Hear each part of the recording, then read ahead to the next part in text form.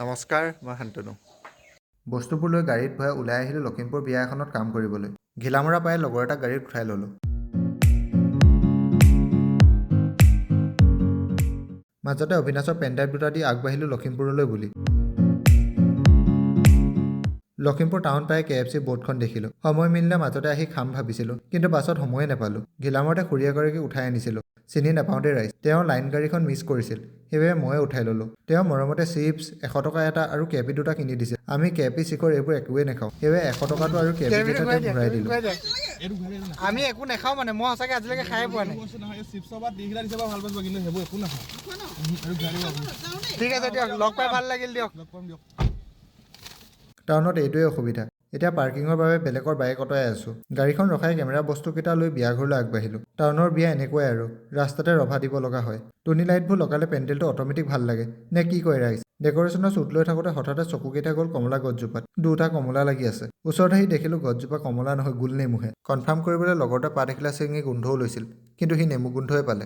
ভালদৰে চাইহে দেখিলোঁ কমলাকেইটা ৰছীয়ে বান্ধিহে থৈছে। এয়া আজিৰ কইনা অনুৰাধা বা। So beautiful, so elegant, just looking like a wow.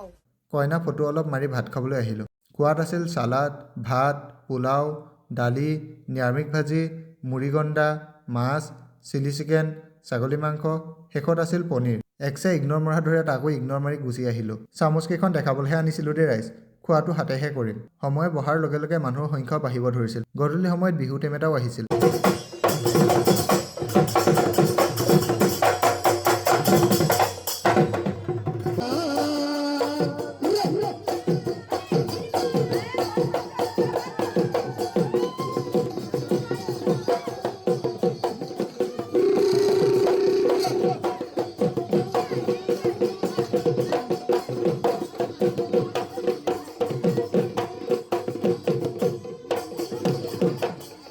মুলুং ককাহঁত অহাৰ পাছতে বিহু সমাপ্ত হ'ল। কইনা আৰু ককাক ফটোকেইখনমান মাৰি দিলোঁ। আজিৰ বিয়াখন চকলং হ'ব, সেইবাবে আপোনালোকক সকলোবোৰ দেখাবলৈ চেষ্টা কৰিম। প্ৰথমে বালিখিনি পেলাই সমান কৰি ল'লে। তাৰ পাছতে এজনে মাৰি এডালে আঁচ পাৰিবলৈ ল'লে।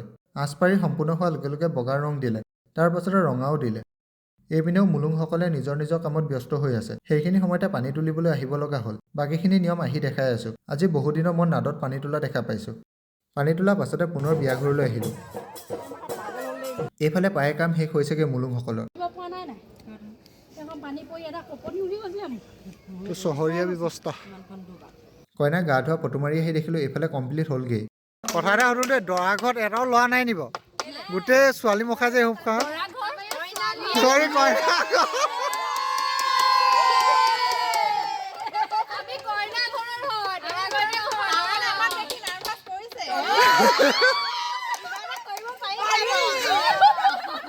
কইনা ঘৰত এটাও লোৱা নাই মানে।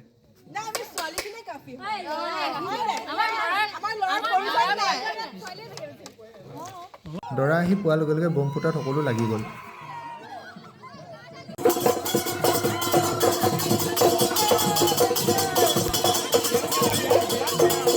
দৰাক আদৰাৰ পাছতে কইনাৰ ভিনীয়েকে দাঙি আনি থেকেচ কেইটামান দি সমাজত বহালে।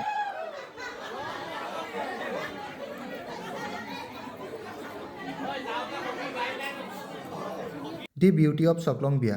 মূল চাকিখন পিছে তিনিফালে জ্বলে। এইটো আজিহে মই প্ৰথম দেখিছোঁ। দৰা বহাৰ পাছতে কইনা খুজিবলৈ আহিলে। এইফালে কইনা সখীয়েকসকলে কইনাক লুকুৱাত ব্যস্ত।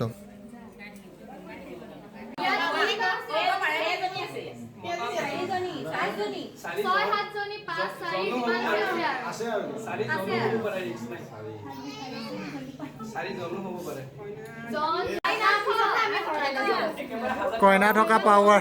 ঠাণ্ডা দিনতো ঘাম ওলাই গৈছে, ঠাণ্ডা দিনতো ঘাম ওলাই গৈছে ৰাইজক। কিমান টকা ভৰিলে? ফাইন কিমান টকা ভৰিলে? মাত্ৰ 800। কেইগৰাকী আছে ইয়াত? মই কেইশ টকা পাম বাৰু?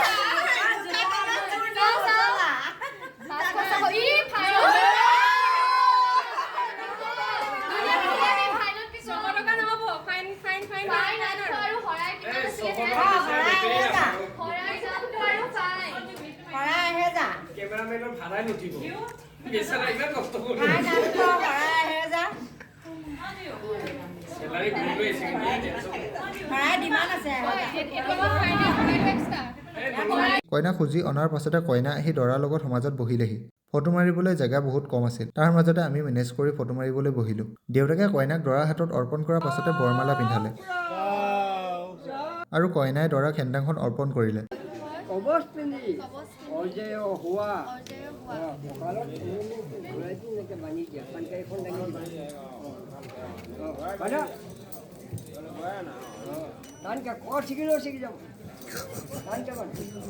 ককাই জুচ খুন্দি আছে দেই।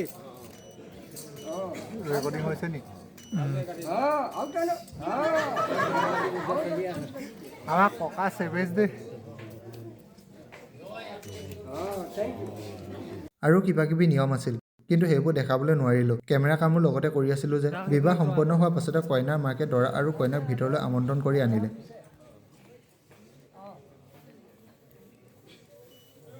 ভিতৰত আনি জলপান খাবলৈ দিলে। এইখিনি সময়ত এনেকুৱা লাগে ছোৱালী হৈ জন্ম কোনেও ল'ব নালাগে।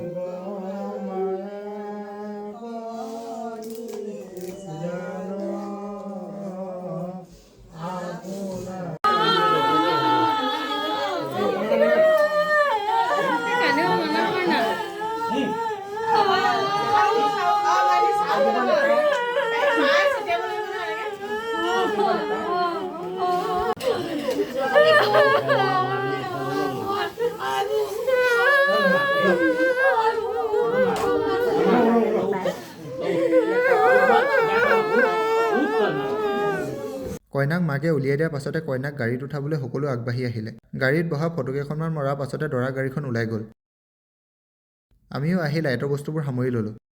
সময় প্ৰায় 2টামান বাজিছে। এতিয়া আমিও যাওঁ 80 কিলোমিটাৰ গাড়ী চলাই ঘৰলৈ। বাই।